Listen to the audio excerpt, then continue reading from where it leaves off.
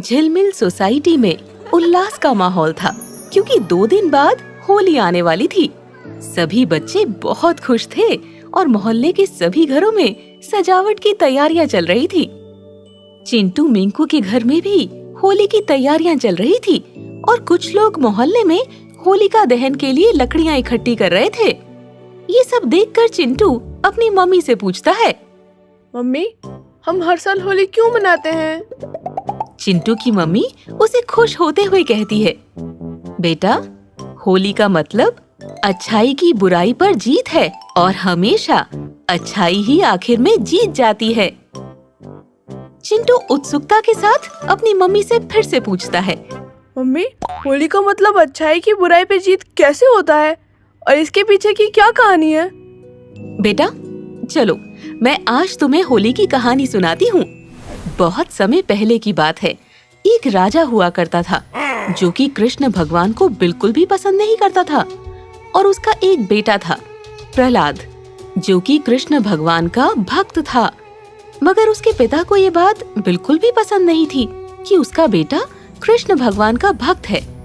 तो उसने अपनी बहन होलिका की मदद से प्रहलाद को मारना चाहा। होलिका को एक वरदान मिला था कि वो आग से नहीं जलेगी, तो वो प्रहलाद को लेकर चिता पर बैठ जाती है। मगर क्योंकि प्रहलाद कृष्ण भगवान का भक्त था, तो उसे चिता में कुछ भी नहीं हुआ और होलिका उस चिता में जल गई। और इसीलिए हम होली दहन करते हैं और उसके अगले दिन सभी को रंग लगाते हैं और मिठाइयाँ भी बनाते हैं। मम्मी, ये कहानी तो बहुत ही मजेदार थी, मगर होलिका को तो वरदान मिला हुआ था ना, तो वो कैसे जल गई? बेटा, जैसे कि मैंने तुम्हें बताया कि अच्छाई हमेशा बुराई से जीत जाती है, तो उस समय भी होलिका ने अपने वरदान का गलत फायदा उठाना चाहा और प्रहलाद को मारना चाहा, इसीलिए वो खुद जल गई। मम्मी, अब मुझे भी पता चल गया है कि अच्छाई हमेशा बुराई से जीत जाती है और इसीलिए मैं भी कभी किसी के साथ बुरा नहीं करूँगा। ये सुनकर चिंटू की मम्मी खुशी से कहती है, very good, I am proud of you बेटा। उसके बाद चिंटू बाहर अपने दोस्तों के साथ खेलने चला जाता है। अगली सुबह गली के सभी लोग जल्दी उठ जाते हैं क्योंकि आज होलिका दहन का दिन था और सभी लोग होलिका दहन की तैयारियां करने लगते हैं। शाम तक सब लोग लकड़ियां इकट्ठी करके एक जगह उनका ढेर बना लेते हैं और रात को सभी लोग मिलकर होलिका दहन करते हैं। उसके अगले दिन चिंटू सुबह जल्दी उठ जाता है और अपनी मम्मी को कहता है, good morning mummy, happy Holi.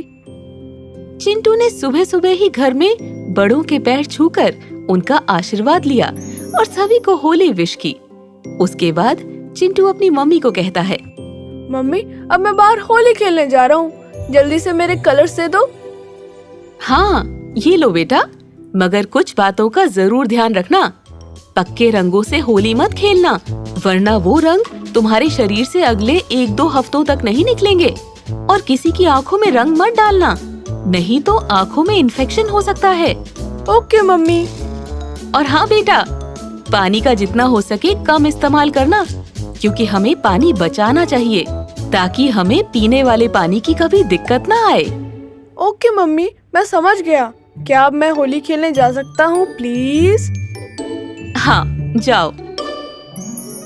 तो बच्चों, हैप्पी होली आप सभी को। मैं उम्मीद करती हूँ कि आप सभी की होली बहुत अच्छी जाए और आप सभी को बहुत अच्छी अच्छी मिठाइयाँ मिले। और हाँ, जैसे मैंने बताया, पानी का कम से कम इस्तेमाल करना